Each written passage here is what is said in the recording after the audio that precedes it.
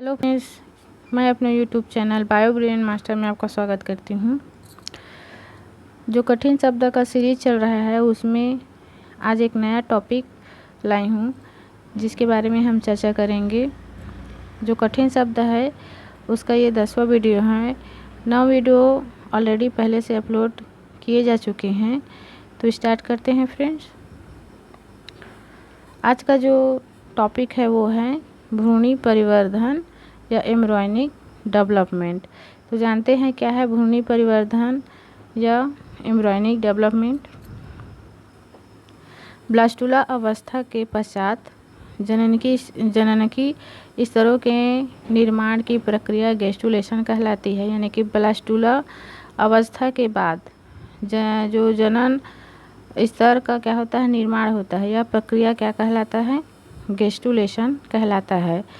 तथा विकासशील भ्रूण की यह अवस्था यानी कि जो भ्रूण का विकास होता है इस अवस्था को क्या कहा जाता है, गैस्ट्रुला के नाम से जाना जाता है। यानी कि गैस्ट्रुला कहा जाता है। जो गैस्ट्रुला अवस्था होता है वो क्यों होता है, तो गैस्ट्रुलेशन जो है ब्लास्टुला अवस्था के कोशिकाओं में गति के कारण होता है। यानी कि जो ब्लास्टुला के बाद क्या होता है, गैस्ट्रुला अवस्था आता है। और गैस्ट्रुला अवस्था क्यों आता है, जब ब्लास्टुला स्टेज में रहता है तो कोशिकाओं में क्या होती है, गति होती है। इसके कारण जो है गैस्ट्रुलेशन की अवस्था आती है। कोश की गति व व्यवस्थीकरण यानी कि कोशिकाओं की गति के कारण और उनके व्यवस्थित होने के कारण उसमें 3 जनन परत का निर्माण होता है। गैस्ट्रुलेशन स्थिति में 3 जनन परत का निर्माण होता है। वो क्यों होता है, वो कोशिका जो होती हैं वो क्या करती हैं, गति करती हैं, अव्यवस्थित होती हैं, जिसके कारण ही 3 जनन परत का निर्माण होता है। इसके कारण एक जो भ्रूण होता है, इसके कारण भ्रूण जो है नए आकार और एक अलग संरचना को प्राप्त करता है। कोशिका के इस गति को क्या कहा जाता है, मॉर्फोजेनेटिक मूवमेंट कहा जाता है।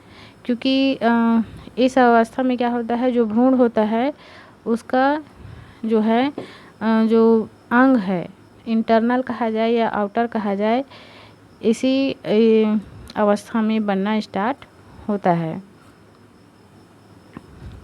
ब्लास्टुला या ब्लास्टोसिल समाप्त हो जाती है। जो ब्लास्टोसिल होता है, पिछले वीडियो में हमने देखा था ब्लास्टोसिल किसे कहते हैं। ये क्या है, ब्लास्टुला अवस्था है और यहाँ पे एक गुहा है, इसी को क्या कहा जाता है, ब्लास्टोसिल कहा जाता है। तो ये जो ब्लास्टोसिल होती है वो समाप्त हो जाती है और उसके स्थान पे क्या बन जाती है, एक गुहा बन जाती है जिसे आर्केंट्रॉन कहा जाता है। यही गुहा आगे चलकर क्या बनाता है, आहार नाल और कई दूसरी रचनाएं बनाती हैं। ये जो आर्केंट्रॉन होता है यही क्या बनाता है, आहार नाल और दूसरी जो रचनाएं या अंग होती हैं उन्हें बनाता है। गैस्ट्रुला के 3 स्तर का निर्माण होता है जिसकी प्रक्रिया निम्न है। यहाँ पे हम समझ सकते हैं कि किस तरह से जो 3 स्तर होता है, ये एक्टोडर्म है जो क्या है, सबसे बाहरी लेयर है। और यहाँ हम देख सकते हैं ये सबसे मोटी लेयर होती है। सेकेंड में क्या है, मेसोडर्म है जो एक्टोडर्म और एंडोडर्म के बीच में पाई जाती है। और जो सबसे इनर जो लेयर है वो क्या है, एंडोडर्म है।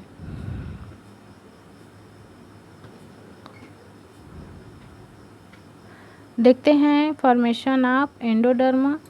हम अंदर से बाहर की ओर पढ़ेंगे तो जानते हैं क्या है एंडोडर्म, इसका निर्माण कैसे होता है।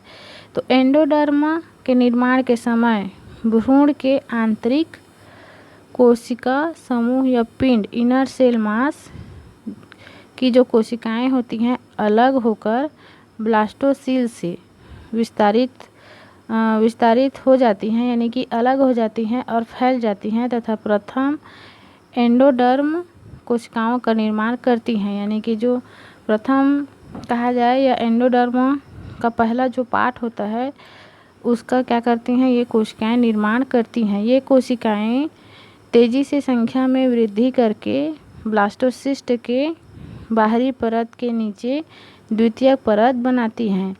यानी कि जो ये क्या करती हैं, बहुत तेज़ी से वृद्धि करती हैं और ब्लास्टोसिस्ट जो होता है उसके नीचे क्या करती हैं, द्वितीयक परत बनाती है, जिसे प्राथमिक आहार नाल कहा जाता है या प्राइमरी गट कहते हैं। इसी जो प्राइमरी गट होता है या प्राथमिक आहार नाल होता है, इसी से जो हम कह सकते हैं ओसोफेगस होता है।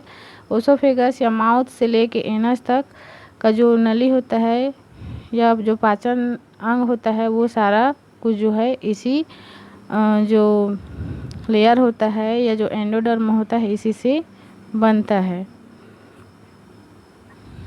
अब इसे बनने वाले कौन कौन से अंग हैं?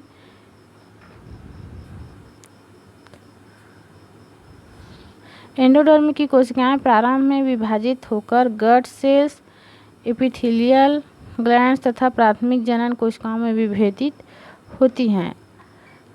यानी कि ये मुख्य रूप से जो गट सेल्स होती हैं या आहार नलिका होती है, एपिथेलियल ग्लैंड्स होती हैं या जो बाह्य त्वची ग्रंथियां होती हैं और प्राथमिक जनन स्तर होती है, कोशिका होती हैं, उसी में क्या होती हैं, डिवाइड होती हैं।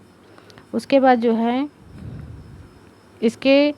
इसी के द्वारा फिर बहुत सारे जो अंग होते हैं, जैसे कि पाचन तंत्र, फेफड़ा, ग्रंथियाँ, श्वसन तंत्र, मलाशय तथा कर्ण के मध्य भाग, अग्नाशय, ब्लेडर, यकृत, थाइमस आदि, ये सभी किससे बने होते हैं, एंडोडर्म से बने होते हैं। यहाँ पे हम देख सकते हैं एंडोडर्म से बना हुआ जो सेल है, जैसे कि यहाँ पे देख सकते हैं हम लंग सेल है, यहाँ पे थायराइड सेल है यहाँ पे, और ये क्या है, जो पेरिंकियाटिक सेल है, पेरिंकियाटिक या अग्नाशयी जो सेल है वो किससे बना होता है, एंडोडर्म से बना होता है। नेक्स्ट देखते हैं फॉर्मेशन ऑफ मेसोडर्म। तो मेसोडर्म का फॉर्मेशन कैसे होता है? भ्रूणी पिंड के पुच्छकी भाग के पास की कोशिकाएं बढ़कर एवं विभाजित होकर पिंड के सिरे को मोटा बना देती हैं। यानी कि हम बोल सकते हैं कि इस तरह से इसका स्ट्रक्चर होता है। तो इसका जो पूछ रीजन होता है वहाँ पे क्या होता है, भ्रूणी पिंड के पुच्छकी भाग के पास की कोशिकाएं बढ़कर, यही कोशिकाएं जो हैं बढ़कर एवं विभाजित होकर पिंड के सिरे को मोटा कर देती हैं। यानी कि यहाँ को क्या कर देती हैं, मोटा कर देती हैं।